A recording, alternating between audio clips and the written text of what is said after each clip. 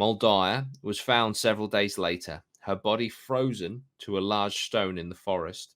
According to legend, she had collapsed onto the stone, and with her last breath, she cursed the land and the people who had persecuted her. Hey everyone, welcome to the podcast. So, this episode, we are going to be doing the true story behind the Blair Witch Project. I believe this was your suggestion, Maya. What inspired this suggestion? I was watching what was that guy? Who's that guy that we've watched a couple of times recently? Grizzly George or something. That's definitely not his name. I will find his name. The one that he does like really short investigations, but they're really he covers a lot. He's really good. Cool. Yeah, I was watching. What did we watch today? We watched one where he was like debunking TikTok conspiracies, but he was actually going to the locations. And another one where it's like seeing if ghost towns are actually haunted. And in one video, one 15-minute video, he basically drove like 18 hours. Yeah, he went to 4 different locations, like in the video. LA and Vegas and those kind of areas. I've googled it. His name is Groovy Gavin, not Grizzly George, but I feel like that was close. Yeah, but Can we start calling Bailey that? Yeah, Grizzly George. I watched a video of his the other day, and him and his cameraman went to the forest where Blair Witch Project was filmed, and he just touched on a lot of the subjects. And I thought it was really cool because you can actually go there, and the house that's at the very end of the film is still there, and you can go in it. Oh, that's very interesting. It's really cool. Okay. But yeah, he touched on a couple of the things that you're going to go through later about like the way that the film was made, and also the real Blair Witch, which I think is really cool because I never knew that was a thing. So basically, I've been researching today. So the way that we're going to structure this podcast is we're going to talk about the film, talk about the viral marketing behind the film, talk about the inspirations behind the film, and then we're going to talk about the story of Molly Dyer, who is believed is essentially the real life story behind the inspiration of the Blair Witch. So that's the way we're going to do it, because that's what made the most sense to me. I would have probably benefited from watching that guy's video as well, just to kind of, see if he has any things that I haven't found. But to be fair, the nature of his videos, because they are so short, he doesn't cover things in very much detail. So you're probably going to have all of the basic stuff that he will have covered. Just part of his video was he went to the local town and spoke to people who may or may not have known Molly Dyer. That was the difference. Which is or would be Maryland, is it? Or in Maryland somewhere? Leonardtown. I think so. Leonardtown in St. Mary's County is where it is, apparently. Or at least where the legend is. It's not necessarily where Blair Witch was filmed. But anyway, we'll talk about it now. So the Blair Witch Project, released in 1999, is a seminal film in the horror genre, often credited with popularizing the found footage technique. While the film itself is fictional, it was masterfully marketed to create an aura of authenticity and mystery. Here's a detailed look at the story behind the Blair Witch. So, I vaguely remember this, not when it first came out because I would have been 5, but in like the early 2000s, the idea of this film was absolutely petrifying. And I remember I first saw it. I must have been. It's quite interesting actually. I must have been about 14, maybe 15 years old. 14, I reckon. I was at a house party at Sam Westgate's house. And the reason I name dropped Sam Westgate is because Sam Westgate was the person that I started this channel with. So all these years later, it was his house party that I watched the Blair Witch at. And I just remember we were all just sat there. And it was the scene where they're in the tent and you can hear like something or like kids or whatever like running around outside or like a baby crying. It's been a while since I watched the Blair Witch, but I just remember it just being absolutely terrifying. And then I think they wake up in the morning and there's like a load of shit outside their tent. And I think one of the guys is then missing. But yeah, it was just really, really fucking scary to even think about. I mean, I used to be, considering like what we do now, and you know, go into these haunted places, and like the other day, me scoping out those 2 abandoned places alone. You know, when I was in like high school, which is when like the whole paranormal activity thing really kicked off. Like it took me years to watch Paranormal Activity because the idea of watching a film like that just petrified me, which I think is hilarious now, all things considered.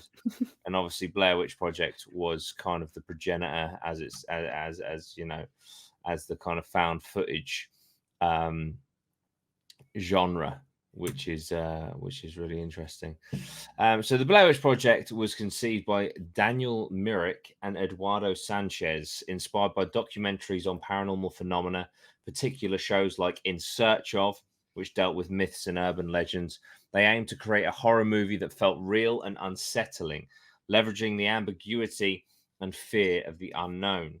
The script was a 35, and this is fascinating, right? So this is how they made the Blair Witch Project. So the script was a 35-page outline without specific dialogue, allowing for improvisation, which enhanced the film's realism. Casting involved finding actors who could handle improvisation and had believable on-screen chemistry, leading to the selection of Heather Donahue, Michael C. Williams, and Joshua Leonard.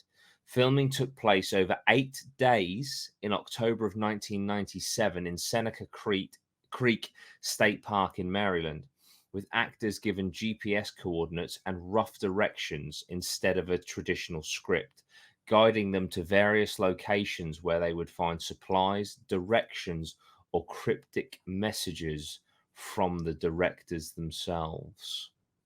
So there was just a vague outline of what this movie was and what it was going to be about. And they just got actors that were really capable of improvisation, which they absolutely were. I thought the actors, you know, that it still holds up to this day. Massively. And yeah, Maya, when we were discussing this earlier, didn't you say that there's a bit more detail as to the treatment of the actors and stuff? Yeah, apparently, the sources from that video. So obviously, I don't know where he got this information from, because I haven't looked into it myself. But he was saying that a lot of the days of filming, like the producers, etc., just weren't around. You know, they kind of left the actors to themselves, so they kind of really had that experience of being alone in the woods.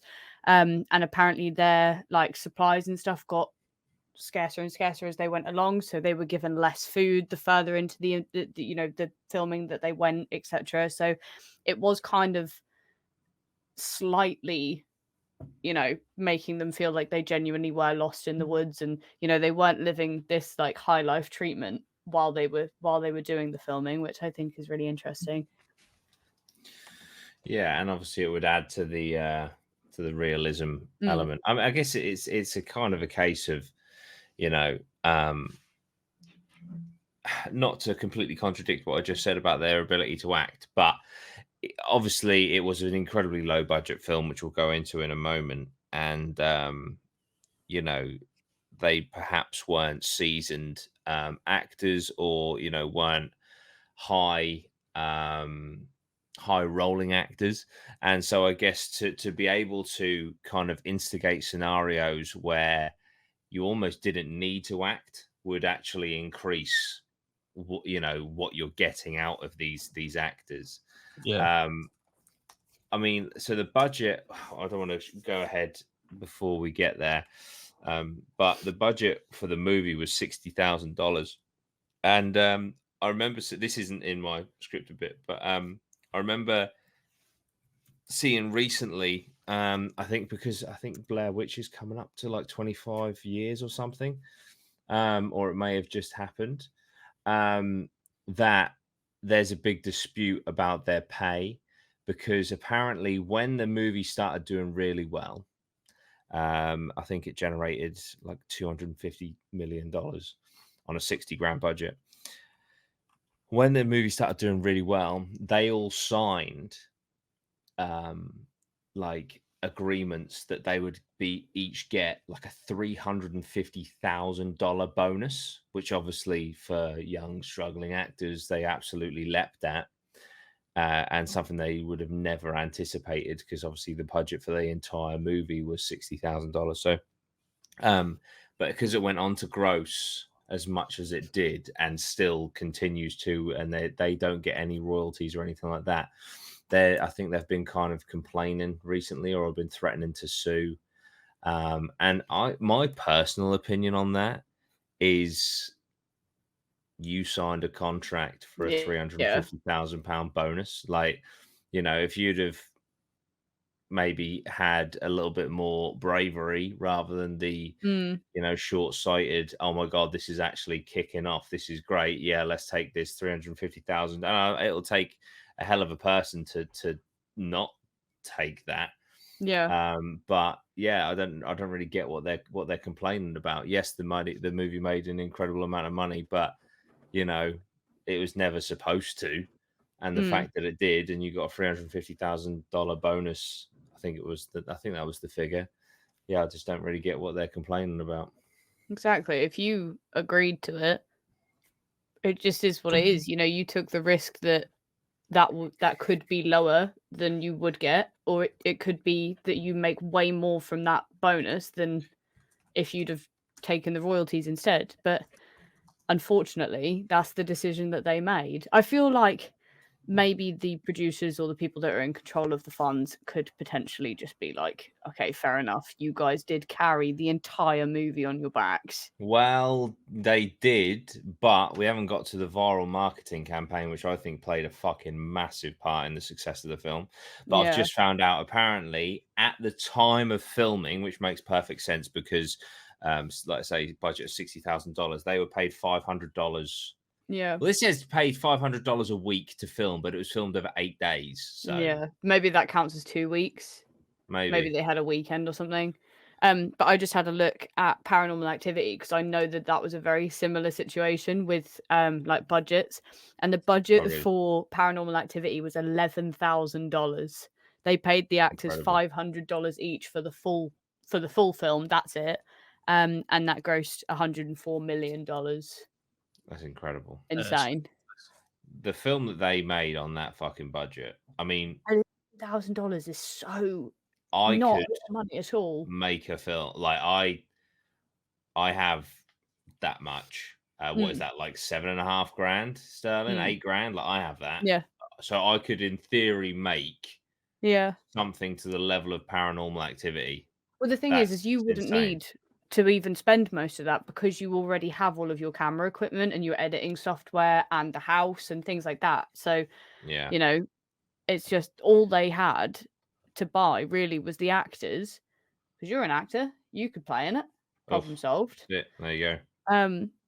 All they needed to buy was the 2 actors, the surveillance cameras, and someone to edit it, really. And a house, which I assume is just someone that was in the production group. Well, DRIP Films coming soon. That's it, coming soon. Imagine. If you got in on the found footage era, like you're just raking it in. Yeah. But it's very overdone now, isn't it? I feel like still my favorite. As good as they are, I feel like VHS kind of not killed it, but did that to death. So good. I mean, Paranormal Activity went downhill as well. Massively, but they just took it too far. Like, I genuinely believe that if Paranormal Activity stuck to Paranormal Activity 1 storylines, I think it would have been great. But then they started introducing like portals and witches, and it was like, okay, all right, we've ruined it now. Congrats. Yeah. I just absolutely love found footage. On the existing, wasn't it? I just think it's so good. Story. I think like because it's so realistic, it's just brilliant. Like all found footage horror films are my favorites, like VHS, Paranormal Activity. What's the Catacombs one? The really scary one. As Above, So Below. Is that a found footage movie? Yeah, it is. Yeah. Is it? You Oh, cool. gaslighting me. Oh yeah, it I is. swear. Yeah, Because he Wreck, uses his camera, doesn't he? Wreck is another one. That's one of my favorite films what of I all mean. time. The Spanish good. version, not Quarantine. Yeah, Wreck's Quarantine's good as fantastic. well, though. Grave Yeah, Encounters was but found I footage. just Yeah, Grave Encounters. See what I mean? They're all just Yeah. brilliant films because they're so realistic. They don't need to be this like high production, which it's so hard to get right producing a high quality horror film because then the storyline really has to be there. Whereas with found footage films, that doesn't need to be that complex. It just needs to be realistic, and then generally just don't show us what we're supposed to be scared of, and then it's scary. Yeah. So I found a little article, Variety. I'm just going to read 2 paragraphs. It's just about that payment thing. So it says, on the eve of the October 2000 release of Blair Witch 2, which I believe is a pile of shite, Donahue rallied Williams and Leonard to sue Artisan. 3 years later, in February 2004, they arrived at a roughly $300,000 settlement that would be paid to each of them over several years. By comparison, the New York Times reported that the year Haxon and its investors earned an estimated $35 to $40 million from the Blair Witch Project. Due in part to their own financial settlement, the Blair Witch directors and producers declined to comment for the story beyond this joint statement. 25 years later, who would have thought we'd still be talking about the Blair Witch Project, a film made by a group of total Hollywood outsiders? We're hopeful Heather, Joshua, and Mike find a satisfying conclusion to their conversations with Lionsgate. For us, this anniversary provides an exciting opportunity to celebrate the movie and its legacy with the fans. So there you go. But I mean, at the same time, if they're I know there's a big disparity between 300,000 and 40 million. But if they're the investors, they're the ones that made it happen. But then the actors are the ones that are in the film. It's difficult. I just feel like morally, if I was the producers, were they that took the 40 million, you just can't morally take that and be like, you guys can have 300,000 split over a few years because I'm being generous. You just give them a couple of million. There's only 2 or 3 of them. Success at the time, though, wasn't it? I guess. You almost assume the investors. Over years. Yeah. Or you just strike up a deal taking a lot and say you can have 1% going forward. Yeah, you can have 300,000, or you can take 1%, and then again, it would have been their decision to make. Yeah, I don't know. Which could have been on the table for all we know, and they just took 300,000. It's true. I mean, 300,000 is a lot of money. It is. If you're a semi-struggling actor. Yeah, I mean, I don't really think they did anything after that, did they? I don't think I've seen any of them anywhere since. Yeah, but then it's similar to the woman in Paranormal Activity, that main woman. She looks like the Katy Perry, Zoe Deschanel, all of those ones that all look the same. But she hasn't done anything else. Yeah, I just had a look. She the woman, the main actress in Blair Witch, Heather Donahue. She's been in like 5 or 6 movies, very small, and I haven't heard of them. But she was in It's Always Sunny in Philadelphia. Was she? Apparently. Oh, okay, cool. The viral marketing campaign. The viral marketing campaign for the Blair Witch Project was revolutionary for its time and played a significant role in the film's massive success. The official website, www.blairwitch.com, was launched in 1998, a year before the film's release. Designed to look like a genuine investigative site detailing the mysterious disappearance of the 3 filmmakers, the site included sections such as a timeline of events, interviews with supposed Burkittsville residents, historical documents, and police reports, all created to lend authenticity to the Blair Witch legend. It featured found footage clips, photographs, and journal entries attributed to the missing filmmakers, providing detailed biographies that enhance the believability of their disappearance. Multimedia elements, including audio clips and video snippets, helped create an immersive experience for visitors. Producers engaged with horror fan communities and film forums, subtly promoting the film and its website without revealing its fictional nature. Discussions and debates about the authenticity of the Blair Witch legend were encouraged, leveraging word of mouth to spread interest. Emails were sent to targeted groups such as enthusiasts and horror fans, containing information about the Blair Witch legend and linking to the website. These emails were crafted to appear as if they were from concerned friends or relatives of the missing filmmakers, furthering the illusion of reality. I mean, is there a moral thing there? Oh, definitely. I know, obviously, now we are 25 years on, we do live in a much more sensitive society. And so I think that now, I don't think that you could get away with pretending to be friends or relatives of missing people. No, I feel like the missing people thing in general just would be so outrageous because there are so many people that are missing. And I feel like if you were to take up any of that airtime for advertising a movie, falsely pretending that someone's missing, I don't think that's right. Yeah. You know, like there's that guy, the guy in Tenerife or wherever it is at the minute. Yeah. Like there's so many people that are missing at the moment, like a crazy amount. And I feel like if any of those families' airtime was reduced because some production company wanted to advertise a movie, I feel like that would piss people off. And I think rightly so, to be honest. Yeah. But this created a phenomena that I don't think has ever been replicated, which is really fucking cool. Yeah. Like the fact that after this film came out, people weren't sure if it was documented found footage or not. Yeah. It's insane. Insanely brilliant, in my opinion. Like, I don't necessarily agree with the method there, and I think you are right about taking up airtime, etc. But the effect it had is fucking insane. But to be honest, back in 1998, I don't think many people would have used the internet to advertise. Not advertise. The internet was still very young. That's what I mean. I feel like nowadays it's so common if someone that you know goes missing to share it all over Facebook and email people and post it everywhere. But in 1998, I doubt anybody would. They would put up posters and stuff instead. There was no social media, mean. so you wouldn't be taking anyone's airtime. No, yeah. But even regardless of taking airtime, it's like it's still you're pretending to be family and friends of missing filmmakers, which is pretty crazy. I feel like I don't know. I feel like that bit's okay because it's acting, isn't it? I don't know. I don't feel like that part's an issue, but I feel like if they were ARPG, isn't it?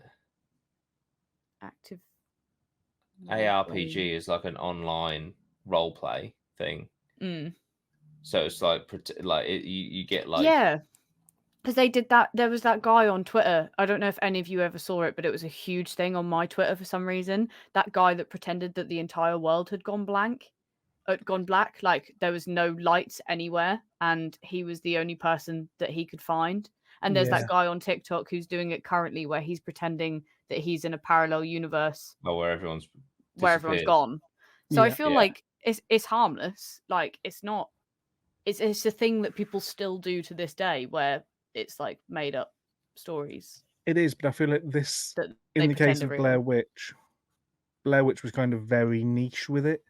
You know, it being missing people, I think kind of gets people more involved than, say, the entire, everybody else on the planet's disappeared. It's kind of obvious. Yeah. You kind of look at that, you go, well, they haven't. I can see real. people. I'm here.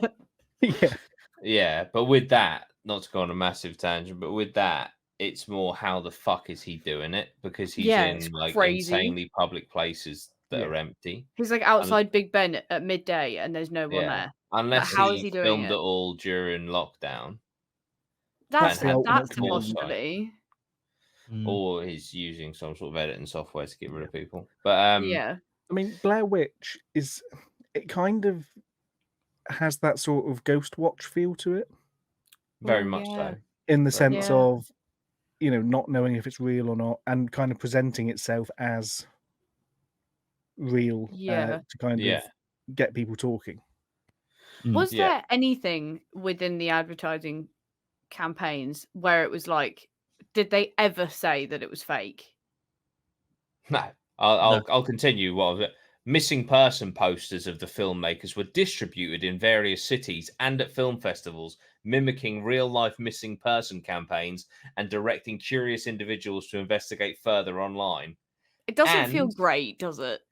And a mockumentary titled Curse of the Blair Witch aired on the Sci-Fi Channel in 1999, presenting the Blair Witch legend and the filmmaker's disappearance as factual events.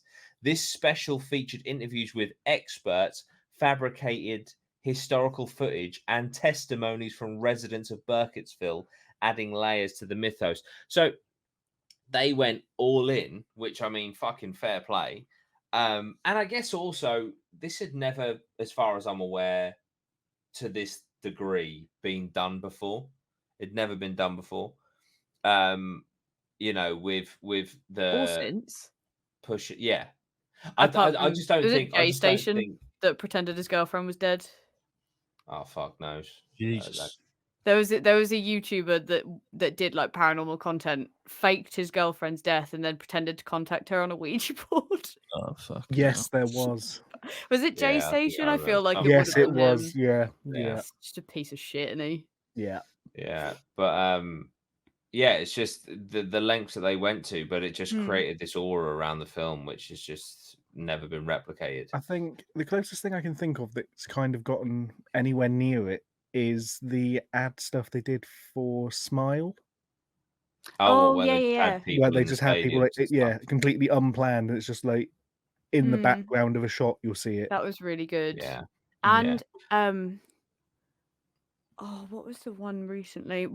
Is it the new Nick Cage movie that's coming out? I was then about to say that. Yeah, I put it in the group chat the other day. So there's a new horror film, which is the reviews just getting are absolutely insane.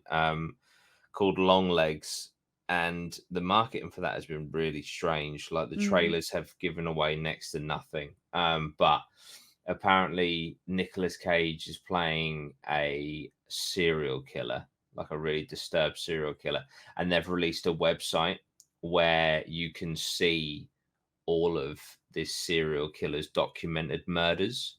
And it's like a, you know, it's being portrayed as like a, you know, kind of like a true crime enthusiasts 1999 whatever website, which we can go to and literally read like how the murders happened, and then I think at certain times more stuff is going to be released on that. So that sort of thing isn't like uncommon, like using websites and stuff, but to have it as a, you know, a factual missing persons is just like another fucking level. But you could get away with a lot more stuff back then, couldn't you? I was going to say, wasn't this the film that caused the uproar around disclaimers? You didn't. Oh, did we not talk about this in a podcast recently? Was it this not in the quiz that we did? I can't remember. I'm not sure. But I'm sure this, if it didn't, it would have had a massive effect, because that marketing campaign just flat out giving out and posting missing people posters that weren't missing for a film.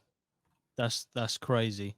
I mean, that must have been quite difficult on the actors as well at points. Like, if they're walking down the street and someone who's seen this campaign of these people are missing spots one of the actors, it's like they must have had to maybe like not go into hiding, but maybe wear like disguises and stuff when they went out in public. That might have been in their contracts or something. Apparently at the end of the film in the credits there was this is a work of fiction disclaimer, but obviously not everyone sticks around. Isn't it legal, like a legal requirement that that's now at the start of the film? I think so.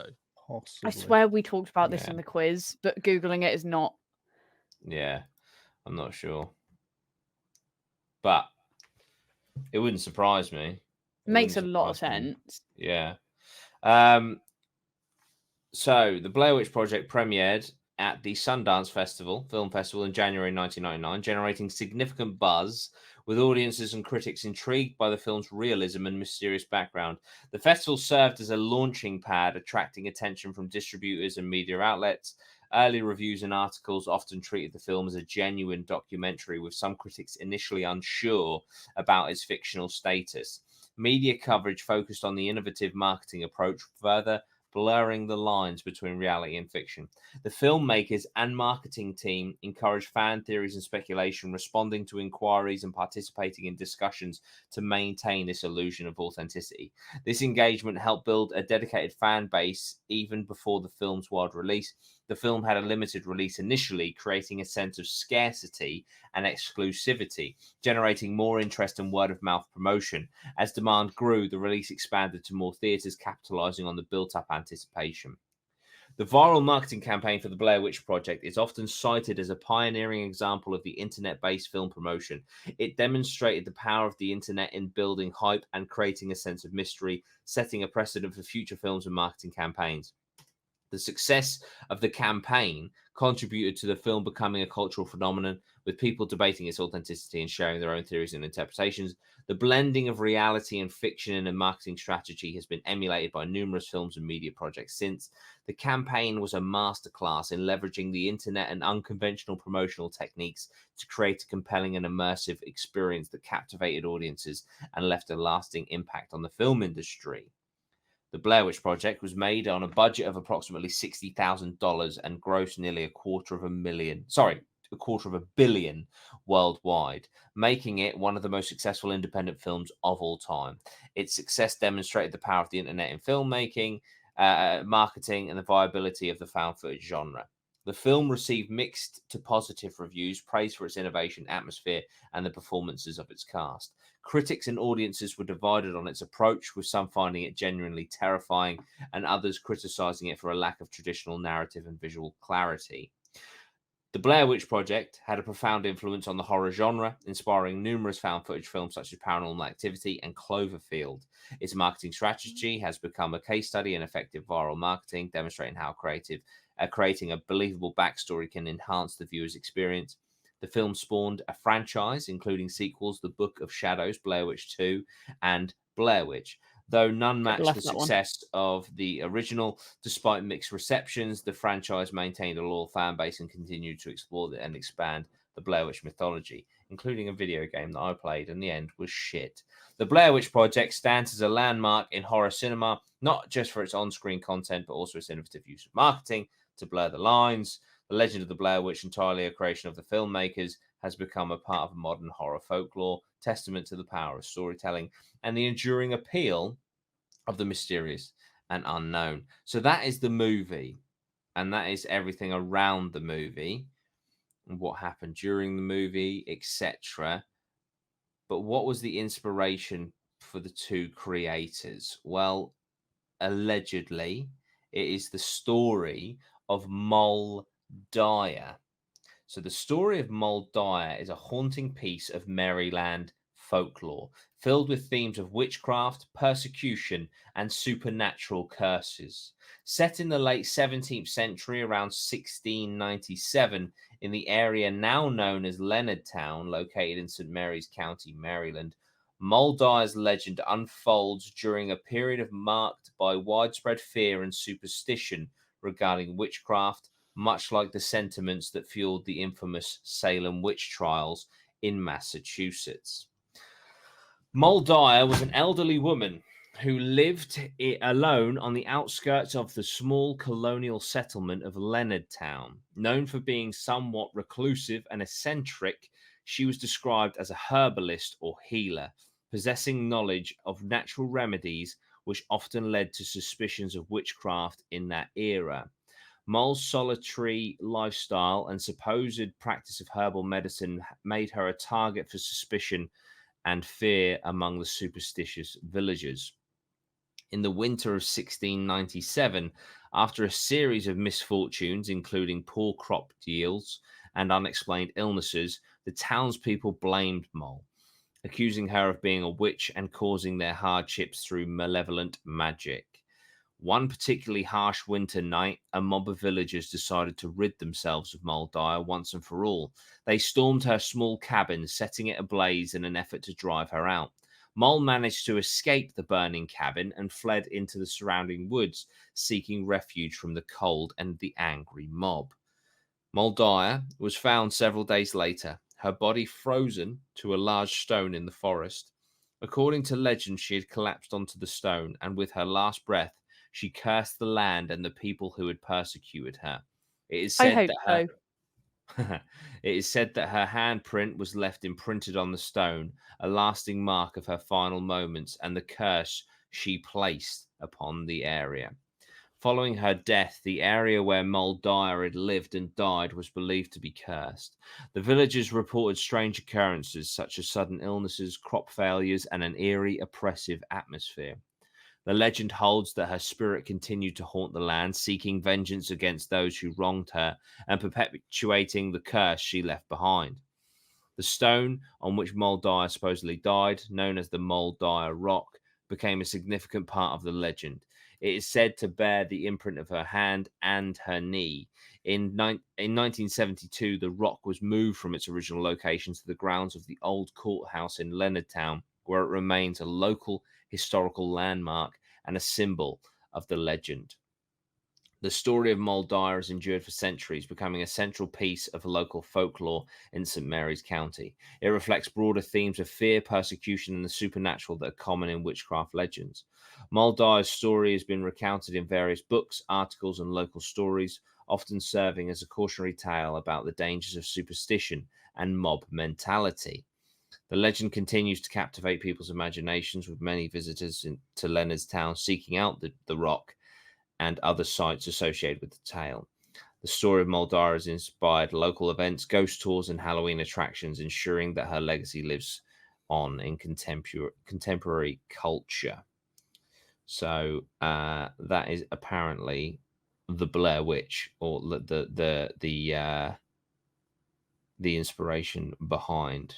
Which, you know, I mean, it's kind of, it's not like every witch story that you hear, but it, you know, they do just have common beats, don't they? Yeah, there's a lot of things that are very similar. The persecution, cut and paste, really, isn't it? Yeah, sort apart of like from like the stone, them specifically dying on the stone, and cursing throughout the land, throughout that area. It is pretty much cut and dry, cut and paste. Yeah. I had a look at the rock. It does exist. Yeah, I'm also looking at it. Can't see a handprint though. Was going to say that. Maybe hate to be a hater, but I can't see a handprint. I know where people are saying that the handprint is, but that just looks like a crack in the rock. It's very interesting, though, isn't it? That I don't know what to make of witches. I really don't. Like, I know, obviously, me and Lozzie, we've interviewed a modern day witch, and it's very much, you know, of a pagan kind of ways and things like that. So I don't mean those. I mean, like, you know, back in the day when these women were persecuted, it seems to me that basically, if you were a single woman of a certain age, and then weird shit happened nearby, you have a herb garden, you would just be killed. You were a scapegoat, yeah. If you pick lavender, you're a witch. It's very much you're an old woman, you've not got kids, and you've not got married. Definitely a witch. Yeah, I just don't really get it. It's almost like you've gone against the social norm. Therefore, you're weird. Therefore, you must be burnt. Yeah. So to me, that it's like there's two sides to it. It's either, you know, they were just a solitary woman that liked gardening and having cats. Why is it me? And then am I a witch? That's just Maya if she never met you. And then we're murdered because shit happened in the nearby area. And then if they're like, why did you kill her? And then they're like, oh well, this happened. And then maybe someone went, yeah, but couldn't it just be that the crops had a shit yield this year? So then they were like, oh no, she had like a cauldron and she was doing so like they made the shit up. Or they actually can do spells and stuff and they actually were evil. In which case, true. Were they onto something? Because it seemed to be like a thing, wasn't it? Like across the UK and America. I don't know. Is it a case of just misidentification murder, or is there no smoke without fire? I think that's just one of those things. Can witches, like historically or in their mythology or whatever you want to call it, can they conjure food? Because it makes zero fucking sense for them to go, do you know what? Fuck this land I'm on. Yeah. No one's going to eat. Fuck these crops. Yeah. Yeah. I'm going hungry this year. or even if it was a power play, you know, get rid of the crops so then the local people are needy and then you conjure your food. But maybe they just didn't give them an option, didn't give them a chance before they were drowning them, because if they were a witch, they'd be able to breathe underwater. That's so funny. Logic. Yeah. So funny. It just seems like the laziest fucking excuse for how can we kill these women. Yeah. It's like, have we done a podcast on the witch trials? Because if not, I've done a video on it. Yeah. I think because we talked to Becca about it we're in the Atma podcast, and I think what I did was I took that clip about the Salem trials and I put it into a video on my channel. I think that's where I'm getting the idea that we have done this, but I'd happily deep dive it again. Yeah, you've got the video on the Salem witch trials explained by a real witch, and I think that is the one. Yeah, I remember. We could definitely go over that on a pod, because I would be interested to know more about the witch trials. Or we could get her back on. We could get her on and be like, let's talk specifically about the witch trials, and maybe she knows more about what was this lady's name? Molly Dyer. Danny Dyer's grandmother. That's it. But yeah, I mean that's the Blair Witch Project. Fascinating, brilliant bit of media. The whole like crops not obviously sprouting, all the dying thing. It seems like they didn't really have a solution to that other than pointing out a possibly maybe recluse woman in the local area, blamed her for it, and it's just. The thing that makes me laugh is that the solution that they had in terms of, you know, tying something heavy to their feet if they drowned. She went a witch. You know what I mean? I just feel like that's the same level of thought they put into trying to get round the whole crops not working situation. Yeah. Well, they didn't work. Can't be us men's fault. Must be that old hag. It was very much woman. It's very much if she survives, she's clearly a witch, so we'll kill her. Yeah. If she dies, she's not a witch, she's dead. It's lose-lose for the witch. There's not you don't really hear much about warlocks, do you? It's true. The male version. The question, which I guess this could be saved for the podcast with Becca, was the witch phenomena as big outside of Western culture, or was this primarily in England and America?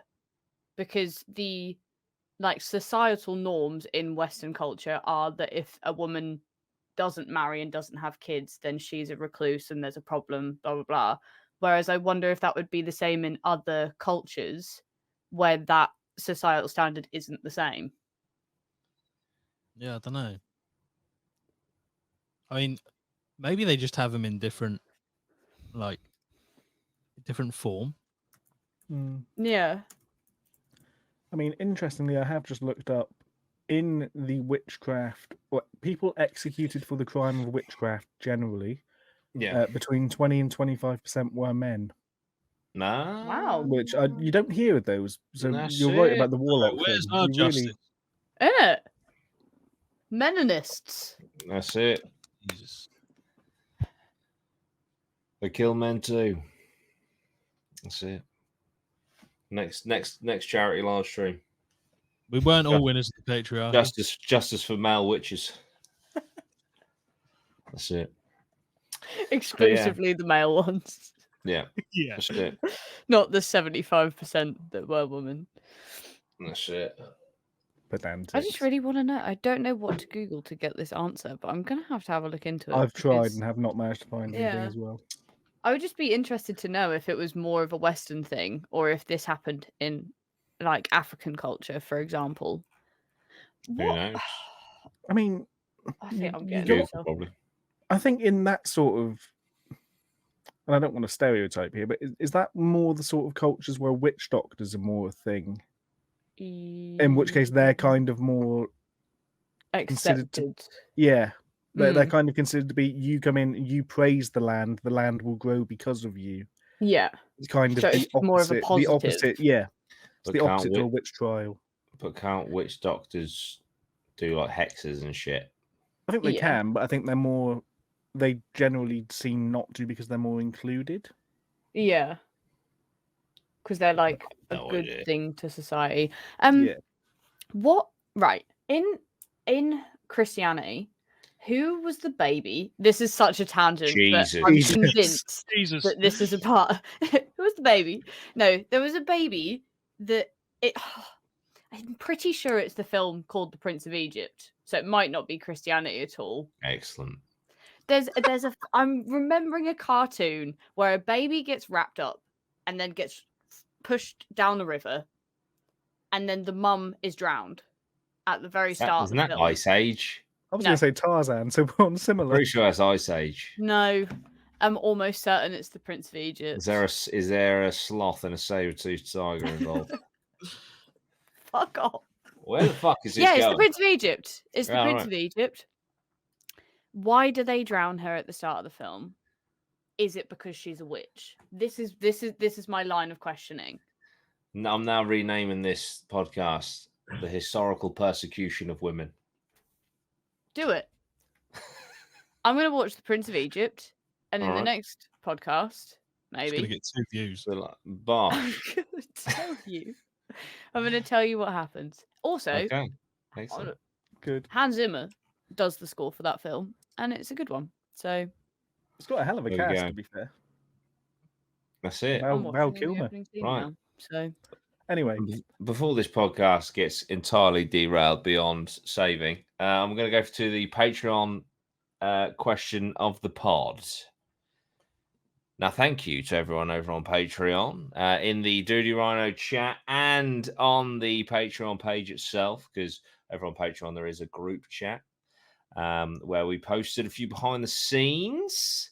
I even posted a little behind the scenes of some commercial filming I did the other day. Okay, so a Patreon question of the pod. Head over to Patreon, get in the group chat, get on the main page. £1 a month. You can get access to everything. All right. So, I don't know if it's a question or not, says James Gardner. I've started going on investigations, and my first experience was mixed feelings. Any advice going to investigations / ideas for a newbie? And then there is a little bonus question at the end. Ooh. So I think, for me personally, it's just about not expecting anything, and just going there to get a bit spooked and enjoy yourself. And if you find something, happy days. If you don't, just make sure that you enjoy it, going with whoever you're going with. Mm-hmm. Because then I think it's just a win-win, really. Yeah. Agreed. Yeah. I think the ghost's a second to having a good time. Agreed. Yeah. Like, genuinely, I wish that, because obviously we're very used to doing the ghost hunting now, and I do miss being scared. Obviously, I still get scared, don't get me wrong, but it's nothing like the fear that I felt in the first few investigations, particularly the abandoned ones. So enjoy that part of it, because you will become more acclimatized to that fear, and then it doesn't become less exciting. I don't know what I'm trying to say, but Enjoy the fear. No, I know. Enjoy the fear and the changes. uniqueness of your investigations. Yeah, because you will naturally become less scared. Well, at least we have. But that's a good thing and a bad thing, because it's a good thing because you can be a little bit more rational with your behavior and stay and get more evidence. Whereas in the early investigations, we did used to kind of just get out of there, leave quite quickly. Things would happen and it would be like, right, time to go. Yeah. We've got one bit of evidence, we're off. But at the same time, the fear part is good because I do feel like you get more activity in the earlier days when you are more scared. So yeah. Who knows? Advice for a newbie. I would definitely get yourself a spirit box and some headphones, because the Estes method is just so fucking cool. Yeah. So I would definitely give the Estes method a go if you haven't, or if you have a spirit box, which I know, you kind of go for the classic like spirit box and EMF and that, but introducing headphones to the equation on a spirit box is class. So yeah, it's I a would huge definitely try that. I will say spirit boxes have started to come down in price a bit now as well. Also Have good. they? Which is just insane to me, because it's literally just a radio that sweeps. Yeah. They're a lot more affordable than they were both times I've bought one. They're now you can get them now for about 80 to 90 quid. Whereas the last two times I bought them, they were £100. Fucking steal. £100 plus. So do normal radios have a sweep function? That's mostly what the spirit box charges. It does make sense. They build the sweep function in. Why would a radio have a sweep function? Yeah, there's to be fair? that would They be do have a sweep function. It does it automatically, and then it finds a radio station and stops. Yeah, this is essentially you're paying them to turn it off. Yeah. My piece of advice would be, I know we haven't done this as a group, but I did this before I'd met Jordan. I went on a guided investigation at Colchester Castle with haunted happenings. That was really fun, and I feel like there's so many techniques that they teach you in a very safe way that is really cool. And because there's so many people there, something's bound to happen, and then that might, spark your get you going. Yeah. I would also say, I think, find something that works for you. Like, find something within the investigation that you really enjoy, and focus on, make sure you do that. Make sure you enjoy the thing you like about it. Yeah. Like, if you love Ouija boards, do Ouija boards. Yeah. I must admit, I've been thinking about the Ouija board, because I know that, burn it. If you say burn it, I sure to go. Burn it. Well, I wasn't thinking that, but to be fair, yeah. No. But no, there's one Ouija board that I do want to do, and it could lead us to a ban. Oh dear. I would quite like to do a Ouija board in 30 East Drive. Yeah. Because we're not allowed to. Do you think that we could potentially speak to her about it? No. Just be like, well, you let us I do wouldn't. it. I wouldn't. No. I wouldn't even bring it to her attention. I'd just do it. If they watch the video and go, you're not allowed back. All right, we've been twice. Cool, no worries. What if they see this? Then they won't let us go. But if they've made it 56 minutes into a podcast, I appreciate them. And if you do own 30 East Drive, you made it 56 minutes into this podcast, then was there not cameras in there? I won't do it. Everywhere but the bathroom. Was there? Because that's what we were planning on doing last time, and then there were at least in a couple of the rooms. Where? We had at least one room where I think we used night vision cameras and the part of the room lit up. Yeah, I want to say it was the living room. There was definitely something about there being cameras, because I remember it was me that wanted to do a Ouija board because I used to love Ouija boards, and then you guys wouldn't let me, and I said, let's just do it in the bathroom. She won't know. You said no. I think there was definitely at least one camera on top of the cabinet. Oh, okay. Because again, we tried night vision. Do it in the bathroom then. No, I don't know, but it's just something I've been thinking about. But something that I did at Colchester Castle, which is not a Ouija board, Travel tiles is something very similar, was we had a little table that didn't have any words on it, and we just said where to go. So it was like, if you go to the left, so we used a little shot glass and then said top left corner is yes, top right corner is no, and then that's cool. Whatever. So we could do something similar like that, but just get rid of the letters and then just have it as like a yes, no, maybe board. Possibly. Which, to be honest, would be nicer than having to wait for it to spell out words. It's true. Yeah. It's true. Yeah. And that's it's the worst exactly bit of the Ouija same board. Concept without the Ouija board. Yeah. But I guess I guess what you're implying is that because it's banned, that's why you want to try it. Yeah. Yeah. I personally just think, like, without wanting to be a spoil sport, I just think it's a scare tactic. I don't think that a Ouija board would be any different anywhere else. I would just like to point out that we've given people advice about being novices, kind of like starting off, and then we've gone on to basically say stuff that's banned at certain places that you may go, ignore that. Yeah. I'll just say disclaimer for legal reasons. Don't just keep to the rules. Stick to the rules. Yeah. James, take a red spray can and spray a pentagram on the floor where you go next, and start speaking backwards in the pentagram. Spider crawl across the ceiling. Have a great time. Head twist 180 degrees. That's the way to do it. Last bit of James' question. Plus, what's your thoughts on table tipping theory? For me, I didn't believe it. I think I've done table tipping once. It's just very not for me. I think it's, I don't know. It's just a bit. You've got to rely on not only being with trustworthy people, which our team is, so that isn't an issue, but it's like people's fucking hand-eye foot coordination. I don't know, how the fuck does table tipping even work? When you did it work? I can't remember. It was at the fort when it was, or was it a boat? It was a boat. It was a boat. Yeah, we didn't tipping a fucking canoe. Yeah, it was a boat, and it basically we were asking cruise ship, asking the spirits boat either side. And I remember I started fucking not booting it because that would be disrespectful, but I was moving it with my foot on purpose just to see what someone would say because we don't big reveal here, everyone. Yeah. That was in my fake it days. You know what I mean? No, I was testing it. He was testing the authenticity of the investigators. No, that's fair. Yeah, that's fair. To be fair, we were being taken by other people. Yeah. So when I did table tipping at Colchester Castle, again, I don't think I've ever mentioned Colchester Castle, and I've mentioned it 3 times now.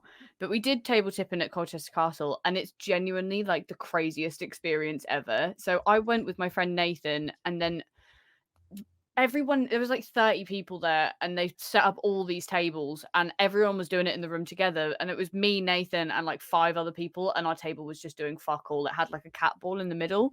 And then after that, everyone went back to the kitchen. It was like, you guys can kind of go off on your own now, do what you like.